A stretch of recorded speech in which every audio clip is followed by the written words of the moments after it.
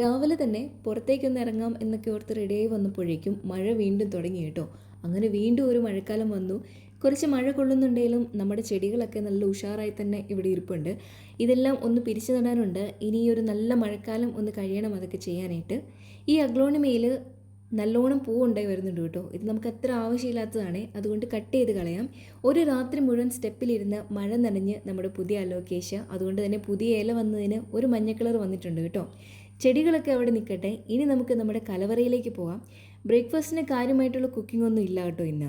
ഒരു മുട്ടയിൽ പരിപാടി തീർക്കാം. മുട്ട കുക്ക് ചെയ്യും മുമ്പ് നമുക്ക് പ്ലേറ്റ് ഒന്ന് റെഡിയാക്കാനുണ്ട്. അല്ലെങ്കിൽ ഫ്രൂട്ട്സ് ഒക്കെ കട്ട് ചെയ്ത് വരുമ്പോഴത്തേക്കും ബുൾസൈ ചൂടാറിപ്പോകും. തണുത്ത ബുൾസൈ കഴിക്കാൻ എനിക്കത്ര ഇഷ്ടമില്ല കേട്ടോ. ഒരു ഹാഫ് അവക്കാഡോ എടുക്കുന്നുണ്ട്. നല്ല ഭംഗിയായിട്ട് കട്ട് ചെയ്തെടുക്കാം. ഇങ്ങനെയല്ല കേട്ടോ, ഇത് നല്ല പാകമായ ഒരു പഴുപ്പാണ്. എനിക്ക് അവക്കാഡോ ഈ വെറൈറ്റിനേക്കാളും ക്രീമി ആൻഡ് ബട്ടറി ഫ്ലേവറുള്ള തൊലി പരാപരാന്നിരിക്കുന്ന ആ ഒരു അവക്കാഡോ ആണ് എനിക്കിഷ്ടം. ഇതിൻ്റെ കൂട്ടത്തിൽ ഒരു ഹാഫ് മാംഗോ സ്ലൈസ് ചെയ്ത് വെക്കുന്നുണ്ട്, ഒരു പഴം വെക്കുന്നുണ്ട്, കൂടെ കുറച്ച് കാഷ്യൂം പീനട്ടും വെക്കുന്നുണ്ട്. നമ്മുടെ ബുൾസയും റെഡി ആയിട്ടുണ്ട്. ചൂടോടെ പ്ലേറ്റിലേക്ക് വെക്കാം. എനിക്ക് അവക്കാഡോയിൽ ഇച്ചിരി കുരുമുളക് പൊടിയും ഉപ്പും ചേർക്കുന്നത് ഇഷ്ടമാണ് കേട്ടോ. ഈ പ്ലേറ്റൊക്കെ അറേഞ്ച് ചെയ്യാൻ നല്ലൊരു കഴിവ് തന്നെ വേണം അല്ലേ. എനിക്കതില്ല. ഇന്നത്തെ പ്ലേറ്റ് അത്ര ഭംഗിയായിട്ടില്ല, എന്നാലും ഓക്കെ. അപ്പോൾ ഇത്രയേ ഉള്ളൂ ഇന്നത്തെ ബ്രേക്ക്ഫാസ്റ്റ്.